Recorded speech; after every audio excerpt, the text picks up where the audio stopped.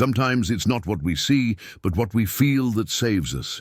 You're reaching for the door, about to step into your day. Then, out of nowhere, a strange hesitation. No noise, no warning, just something inside, quietly saying, "Don't go yet." What if that still moment was a message? This is a true story, not a legend, not a dream, but a real moment when something invisible stepped in, just before tragedy struck. It began with a woman whose life was calm and ordinary, until the morning she felt something she couldn't explain, a whisper in her spirit, a delay that changed everything. We call them angel signs before tragedy, divine nudges, warnings wrapped in mystery. Some come in dreams, others in sudden gut feelings or a voice that only the heart can hear. But all of them share one thing in common: they arrive when we need them most. This isn't just a story of survival. It's a story of faith, of the unknown, of something or someone watching over us. Before the worst happens, sometimes the universe sends a sign. If you believe in guardian angels, fate, or simply want to hear real stories of life-changing moments, subscribe to Saved by a Sign and stay with us for today's powerful story. It was a Thursday morning, just like any other, at least it should have been. Emma woke to a sky the color of wet ash, the kind of dull, silvery gray that makes the world feel slower, like time itself has taken a breath. Her small apartment was unusually still. Even the jazz from her old radio, which always played softly in the kitchen, felt more like background static than music. She didn't know why, but she moved slower that morning, like something unseen was pressing gently against her shoulders. The coffee machine, faithful and familiar, gave a sudden sputter and hiss, releasing a sharp puff of steam into the air. She blinked, startled, and for a moment, her breath caught. It wasn't the sound itself, it was what followed. A strange pause, a silence that stretched a little, too long, like the room was holding its breath. She tried to laugh it off, even said aloud, "Okay, weird," but the sound of her own voice felt out of place in the stillness. Outside, her morning walk felt heavier too. She always passed the same landmarks: the yellow mailbox, the cracked sidewalk near the pharmacy, and the old man with a grey cap who fed pigeons near the bench by the park gate. But today, the bench was empty. No birds, no man, just the wind. She stood there longer than she meant, scanning the park as if something, someone, might emerge from the foggy morning air, but no one came, and for some reason she didn't want to keep walking. Her hands trembled slightly, though it wasn't cold. At the cafe, she kept making mistakes. Forgot to ring up a customer, frothed the milk too long. She spilled a small cup of espresso and just stood there staring at it for a few seconds too long, as if waiting for something inside the mess to move. Her co-worker, Lily, asked if she was feeling all right. "I think I'm just off today," Emma whispered. But it wasn't tiredness, it wasn't stress. It was something quieter, a hum inside her chest, like the echo of a bell no one else could hear. As the hours passed, the feeling didn't leave. It grew, not like fear, more like a warning. But for what? That evening, she went home early. She left the dishes undone, didn't return phone calls, and curled up on her couch with a book she couldn't focus on. The sun set in a slow, silent fade, casting long shadows across her apartment, and as the last bit of orange disappeared behind the rooftops, the unease returned in full, a pressure in her lungs, a whisper under the skin. Emma lit a candle and tried to shake it. "It's nothing," she told herself, "just a weird day." But when she turned to walk toward her bedroom, she suddenly stopped. Her plants near the window, always gently swaying with the breeze, stood perfectly still. No wind, not even a stir. She stood frozen, heart thudding, when a soft noise broke the silence. A whisper. She couldn't describe it. It wasn't a word, not quite a voice, but it felt personal. Not loud, Not alarming. Just a delicate brushing sound that moved past her window, like someone saying her name without lips. She went to the window slowly. Outside, the street was quiet, lit by the dim halo of an old street lamp. No people, no movement, just the soft flickering of the light as if struggling to stay awake. Her eyes searched the darkness. Nothing, but her skin, every inch of it prickled with goosebumps. She pulled back, locked the window, and sat on the edge of her bed, holding her breath like something invisible had followed her inside. And still, she couldn't name what she felt. She turned off the lights and slipped under the blanket, eyes wide open, staring at the ceiling. And just before sleep took her, she whispered, without even knowing why, "If someone's there, please don't let me miss it." It was the kind of prayer you don't plan, the kind that rises from a place you didn't know existed. That night, her dream was different. She was standing in the middle of a train station, her train pulling up, the doors sliding open. But just before she could step in, a little girl grabbed her hand. Emma didn't know her, but her eyes were familiar. "Not this one," the girl said softly. Emma looked around, confused, but the child only repeated, "Not this one." Then the dream shifted, blurred, and she woke with a gasp. Heart pounding. The clock read 4:17 a.m. She sat in the dark for a long time, the dream pressing into her like a fingerprint. She didn't go back to sleep. Couldn't, because deep down, she felt it wasn't just a dream. It was a sign, a warning, a presence stepping in, gently, firmly, before something she wasn't meant to walk into. And later, when the tragedy unfolded just a few blocks from her usual route, when sirens filled the air and headlines told stories that could have included her name, Emma understood. She hadn't imagined it. She had heard something, felt something, and most of all, she had listened. That night, sleep didn't come easily. Emma drifted in and out, her thoughts tangled in the invisible threads of the day. But sometime after 3 a.m., the world around her disappeared and a new one opened. It began with silence. Not the silence of her room or the street outside. This was deeper, sacred, the kind that makes your breath feel loud. Then light, blinding white light, stretching in every direction, yet soft and warm. Not cold like the hospital lights she feared, not harsh like headlights on a dark road. This light pulsed gently, like a heartbeat. It wasn't just around her, it was through her. And in the center, someone stood, not walking, not speaking, just being. A figure, still and glowing, wrapped in the same light but brighter, not human, not fully. She couldn't see a face, but there was no fear, only an overwhelming sense of peace, like she'd returned to a place her soul already knew. She wanted to ask where she was, who this was, but the words never left her mouth. The figure slowly raised a hand, not to warn, not to command, but to bless. And then, without moving lips, it whispered, not aloud, but into her, a single phrase: "Leave early." The voice was soft, but it rang through her like music that couldn't be unheard. There was no explanation, no context, just those two words.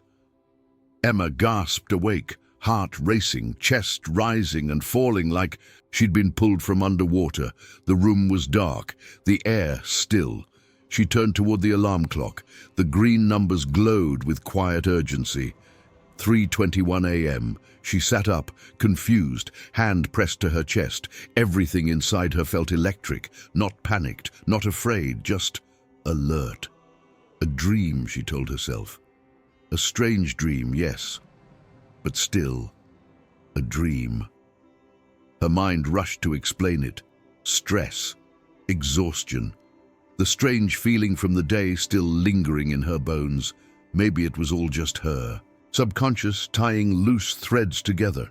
But even as she reasoned, she couldn't deny the feeling. The image of the glowing figure stayed with her like perfume on skin. She could almost still see the light when she closed her eyes. She could feel the message in her body as if it had left a mark.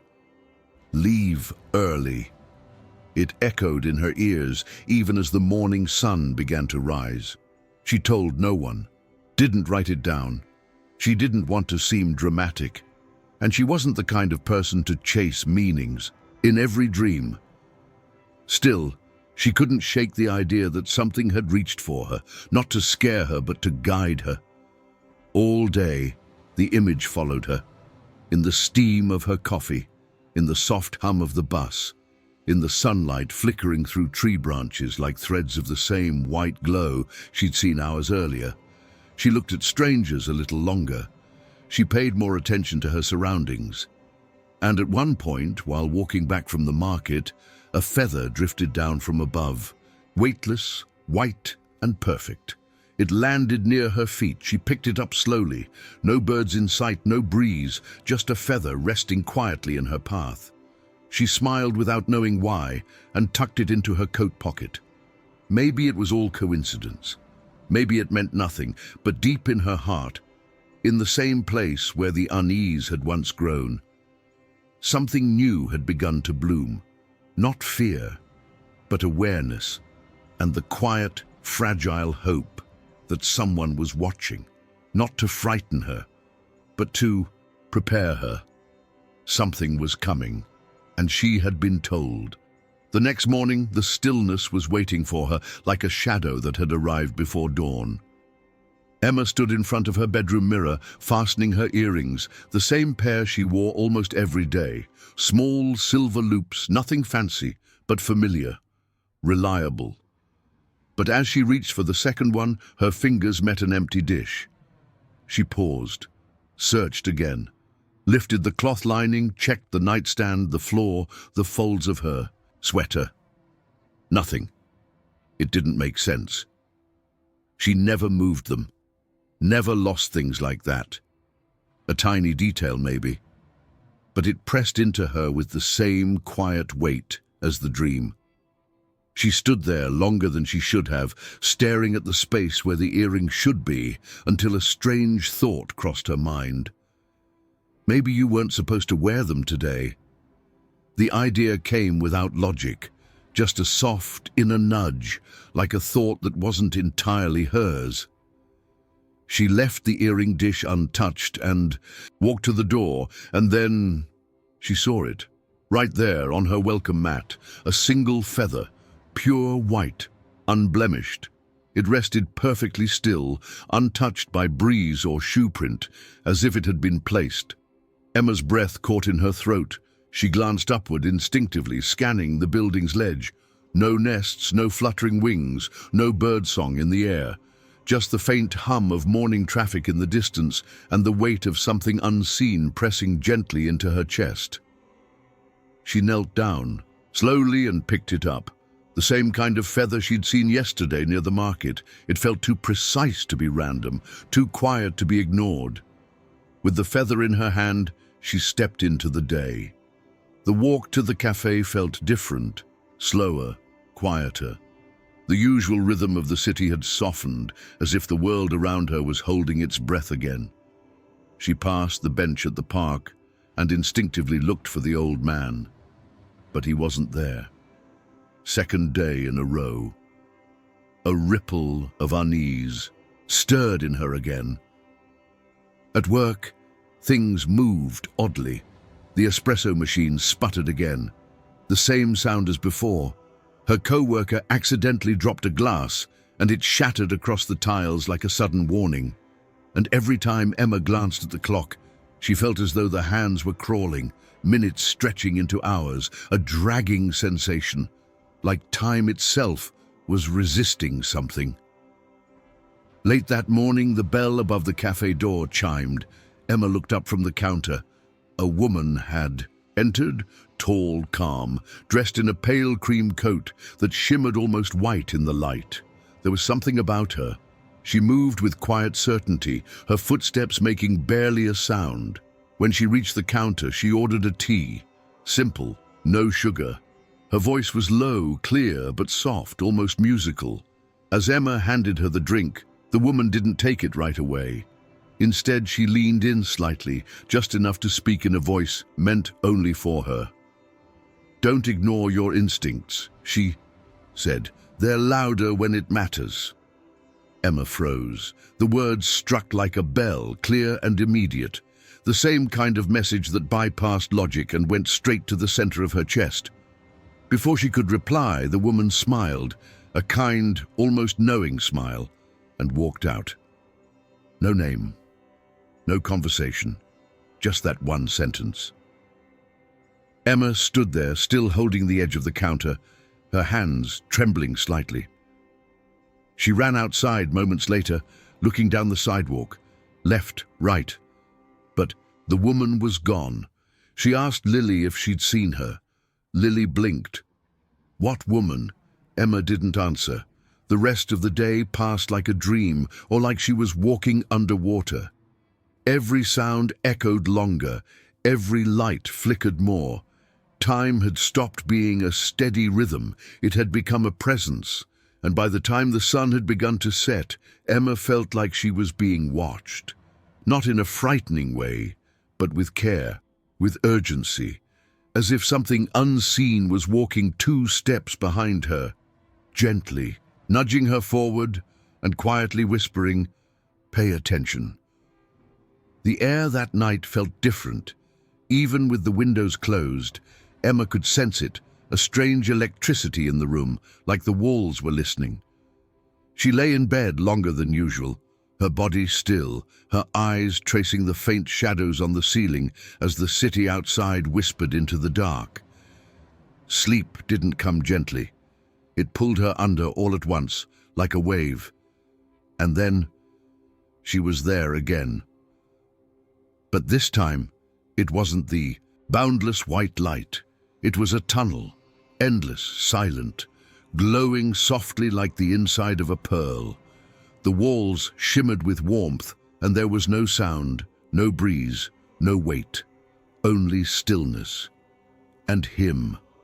The figure stood in the distance, half shadow, half light, not approaching, not retreating, just waiting. Emma stepped forward, though she wasn't sure how. Her feet didn't touch the ground. The light pulsed with every step, drawing her in. The closer she came, the more the silence began to, not a noise exactly, but a feeling, like the space between heartbeats. Then she heard it, clearer this time. A voice, not loud, not commanding, but firm, like a hand on the shoulder. "Wake up, leave early." The words rang through her like wind chimes in a quiet room. She opened her mouth, desperate to ask, "Why? What's coming?" But before the question could leave her lips, the light changed. It grew. Brighter, impossibly bright, not painful, but overwhelming, as if her soul couldn't hold it all. And in the final moment before the dream broke, she felt something move inside her, a rush of something ancient and infinite, not fear, not understanding, reverence. She gasped awake. Tears rolled down her cheeks without warning, her chest rising in shallow, trembling breaths. It felt like she'd been pulled from somewhere sacred, and not by choice. The room was dark, untouched. Only the soft green glow of her alarm clock lit the space. 3:21 a.m. Again. She stared at the numbers. Her breath caught halfway between disbelief and knowing. Twice now. The same time, the same voice, the same feeling that this wasn't a dream at all. She sat on the edge of her bed, hands gripping the blanket. Her palms were damp, her legs unsteady.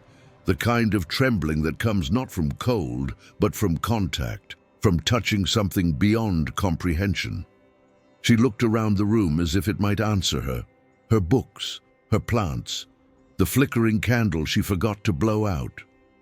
Everything was the same, but she wasn't. Emma didn't speak. There was no one to tell, no words to wrap around what she'd just seen or felt. She had no name for the presence in the tunnel, no face to assign to the voice. She didn't even know if it was an angel, or something else entirely, but she knew deep in her bones that it wasn't her mind playing tricks. It had meant something, and it had grown stronger. She looked down at her hands, still trembling, and whispered into the dark, "Okay, I hear you." It wasn't belief, it wasn't understanding, it was surrender, not to fear, but to the possibility that something greater was moving just behind the veil of her ordinary life, something that had now called to her, twice. And in that silence, somewhere between the clock's steady ticking and the sound of her own breath, Emma made a decision. She didn't know why, she didn't know what was coming, but in the morning, she would leave early. Friday arrived wrapped in quiet. There was no alarm, no sudden noise, no dreams this time. Emma simply woke, eyes open, heart already beating fast, breath steady but shallow. She turned to look at the clock. 5:10 a.m. The numbers stared back at her, glowing soft green in the still darkness. And then the memory rushed in, not a dream now, but something much deeper. The tunnel, the figure, the voice. "Wake up, leave early." She didn't hesitate, not this time. No second guessing, no brushing it off, no convincing herself it was nothing. The fear that had once held her in bed on dark mornings was gone. What remained was a quiet, urgent clarity, as if someone had gently placed their hand on her back and whispered, "Now." She got dressed in silence. No music, no coffee, no breakfast. The earrings she'd lost were still missing, so she left her jewelry tray untouched. She didn't even brush her hair like usual, just tied it back, grabbed her keys, and stepped into the hallway, where the air was colder than it should have been. At 5:40 a.m., she locked the door behind her. The city hadn't fully woken up yet. The streets wore a blanket of pale mist, clinging low to the pavement like breath caught between sleep and waking. The traffic lights blinked lazily to no one. The storefronts were dark. The world felt paused, and for the first time Emma didn't feel alone in it. Something walked with her. She couldn't see it, couldn't name it, but every step carried the same quiet echo she remembered from the dream. Like she was walking in rhythm with a voice that had once called from light. Even her footsteps felt softer, muted, as if the morning itself was listening. When she reached the corner near the newspaper stand, she noticed it. The air had shifted, not in temperature but in feeling, heavier somehow, still, like time had slowed again. She passed the bench by the park. Still no old man, still no birds, but instead of unease, she felt watched, not by eyes, but by intention, like the street itself had been waiting for her. She reached the cafe just after 6 The lights were off, the windows reflected the misty sky, the closed sign still hung on the door. Emma stopped, keys in hand, and that's when it hit her. She didn't need to be there yet. There was no task to rush, no emergency. Her shift didn't start for another hour, so why was she there?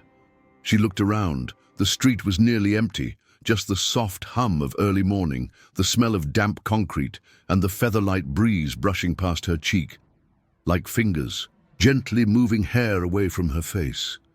She stood there for a long moment, unsure what to do next, and then, slowly, she leaned back against the cafe's door and looked up at the sky.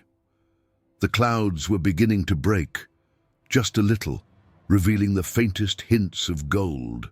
It was then she noticed the feeling in her chest, not dread, not confusion, but stillness and presence. She didn't know what was coming or why the signs had found her, but something inside whispered, "You were meant to be early," and that changed everything. It was 6:18 a.m. Emma stood in front of the cafe door, keys in hand, her fingers brushing the cool metal lock. The morning was still draped in soft grey mist, and for a brief, quiet moment, the world felt hushed, like a breath held too long. She looked down, focused on the key, and that's when it happened. A low rumble passed beneath her feet, subtle at first, like distant thunder rolling beneath the earth. Then everything changed. A deafening blast tore through the air behind her, a shockwave of heat and pressure. The ground jolted and the street beneath her seemed to lift. Emma was thrown to her knees. Her hands flew to her ears. Her heartbeat pulsed against her skull. Glass shattered in a storm of sound. Metal groaned, and then screams. She turned, gasping, choking on smoke that rolled through the street like a living thing. The air was thick, bitter, blinding. Through the haze, she saw it. Fire, not flickering, devouring. The building, next to hers, gone. Flames climbed the walls like fingers made of fury. Windows burst from the heat. Smoke billowed in black spirals toward the clouds. Sirens wailed in the distance, but the damage had already been done. Her eyes locked on the street, on her apartment building, where she had slept the night before, where she would have been, brushing her hair or packing her bag at that exact moment. But now, flames. Emma didn't move. She couldn't. The sounds around her faded, muffled by shock. It was as if the world had narrowed to the image in front of her home, burning, and the space where she should have been, swallowed by fire and smoke. A firefighter sprinted past, shouting into a radio. Someone pulled open a hydrant. Neighbors cried out from balconies. But Emma remained still, kneeling on the pavement, hands trembling. It didn't feel real, and yet it was too real. The scent of gas and ash stung her nose. Her skin prickled with heat. Bits of charred paper floated down like black snow. And all she could think was, I heard the warning, I left early. Tears welled in her eyes, not from the smoke, but from the weight of the realization. She should not have been standing there. She should not have seen this. But she had, because something or someone had told her to wake up, because a voice from a dream had whispered, leave early, because a stranger in a pale coat had said, trust your instincts, because 2 white feathers had fallen into her path like markers from another world. And now the message was clear. She had been saved, not by chance, not by coincidence, but by something far beyond what she could explain. The moment stretched, long, silent, suspended in the smoky dawn. Emma finally lowered her hands from her ears and whispered into the stillness, thank you. She didn't know who she was speaking to. An angel, a force, a presence. But she meant every syllable. And as the sirens closed in and voices filled the air, Emma remained, still, one soul among the chaos, holding the quiet truth no one else could see. She was not alone. She had never been. And somehow, the light had known. Time moved strangely after the fire. Emma didn't know how many hours had passed. The sky had shifted from grey to pale blue, then to gold. Now it was soft with evening. A quiet breeze passed through the street, carrying the scent of wet ash and burned metal. But the flames were gone. She sat on the sidewalk, wrapped in a coarse blanket. Someone had placed around her shoulders. Her clothes were damp with mist and smoke. Her hands, still trembling, rested in her lap. Around her, the chaos had slowly settled into silence. Sirens replaced by murmurs, urgency replaced by exhaustion. Across the street, firefighters sprayed the last of the embers, their movements slow, methodical. The blackened shell of the apartment building stood like a shadow of what once was. Windows gaped open like wounds. The place she had called home just hours before now looked unrecognizable, as if it had never belonged to her at all. Her phone buzzed again in her coat pocket. She had stopped checking it after the 5th message. Co-workers, her sister, a neighbor who saw the smoke on the news. Are you okay? Where are you? Emma, please answer me. She couldn't reply. Not yet. Her throat was tight. Words didn't fit in her mouth. Because how could she explain what had happened? Not just the explosion, but everything before it. The dreams, The feathers, the stranger, the voice. "Wake up, leave early." It played over and over in her mind, not like a memory, but like a song that refused to fade. She could still see the glowing figure from her dreams, standing in the light, still and calm. She could still hear the softness in its voice, not urgent, not fearful, but certain. It hadn't been stress. It hadn't been her imagination. Something had spoken to her, something real, and she had listened.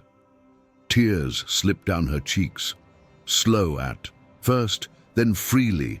It wasn't fear anymore. It was gratitude and disbelief, and something else, something deeper. She remembered what it felt like to almost shrug off the first dream, to ignore the signs, to dismiss the strange woman's words as coincidence. But now, sitting in the shadow of what might have been her last morning, she saw the truth. She had been carried out of danger, not by accident, but by grace.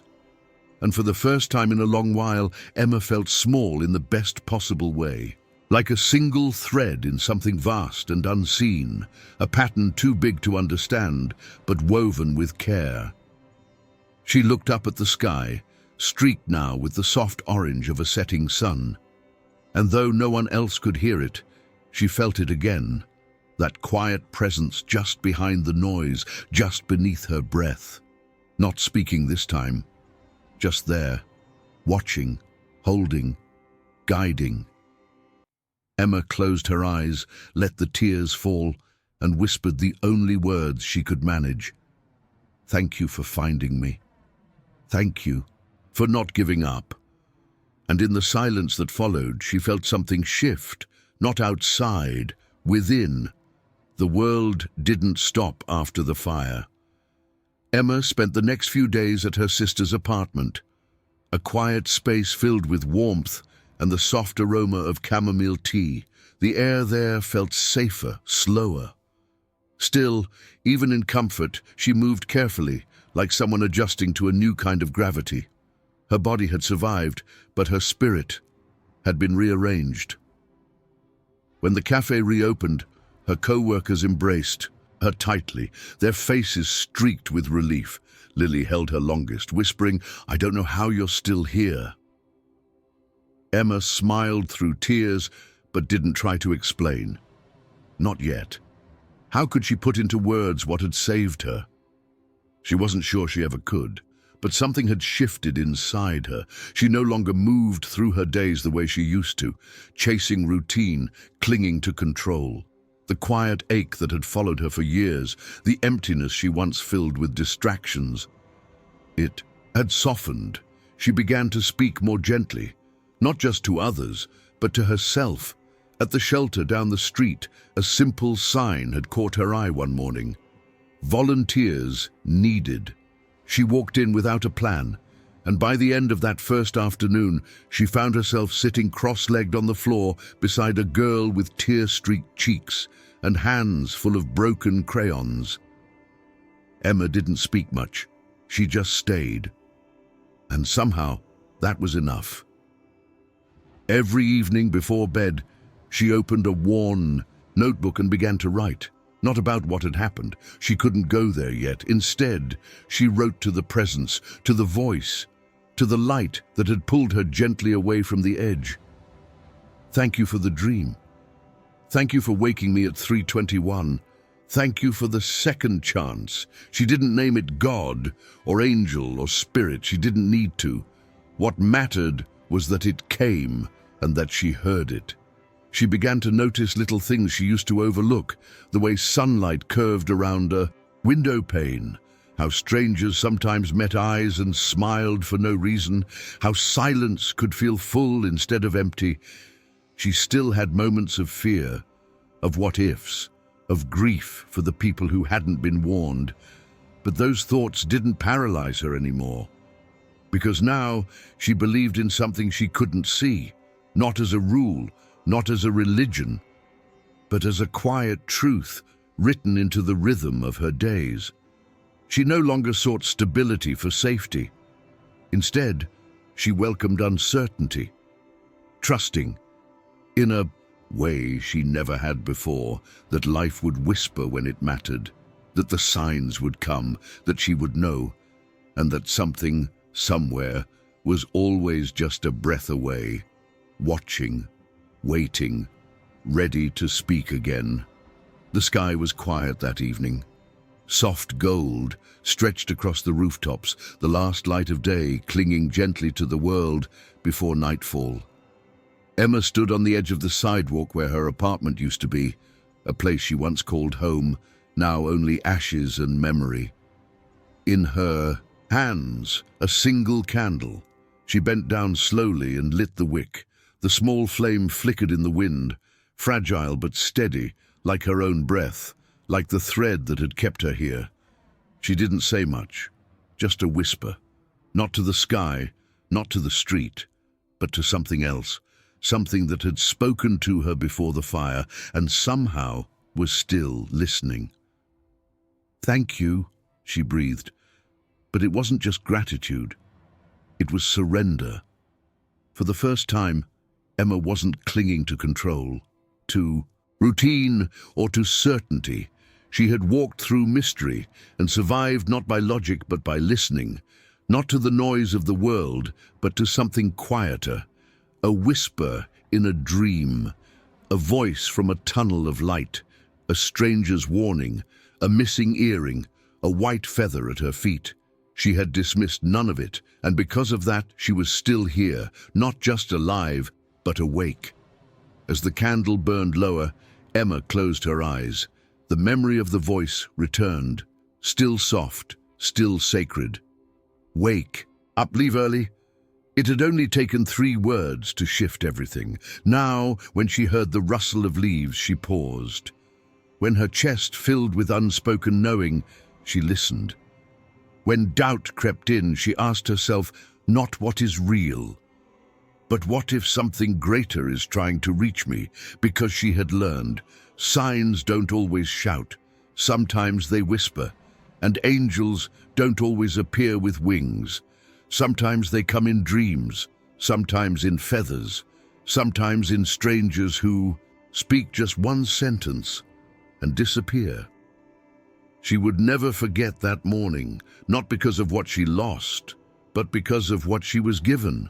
A second chance, not to start over, but to see differently, to feel more deeply, to trust what can't be seen. She still didn't know what to call it. Was it a guardian angel, divine timing, the voice of her soul, or something beyond all those names? She no longer needed to define it, because she had felt it. And once you feel something like that, you carry it forever. Now we ask you, have you ever felt a warning you couldn't explain? Have you ever changed your path because of a dream, a voice, a feeling? Do you think it was just coincidence or something divine? Do you believe angels are trying to guide us, even when we don't notice? These are not questions meant to be answered quickly. They're meant to sit with you, to breathe with you, to open a door inside your heart that maybe you've been afraid to walk through. And if this story stirred something within you, a memory, a wonder, a moment you've never shared, know that you're not alone. This is a place for faith, for mystery, for listening to the voice behind the silence. If this story touched your heart, don't let these signs go unnoticed. Subscribe to Saved by a Sign and stay with us to hear more real stories of faith, mystery, and the moments when life whispers just in time. And now, as we close this chapter, thank you for staying until the end. But remember, there are stories that aren't just meant to be heard, they're meant to be felt. We'll see you in the next one, if you're still listening.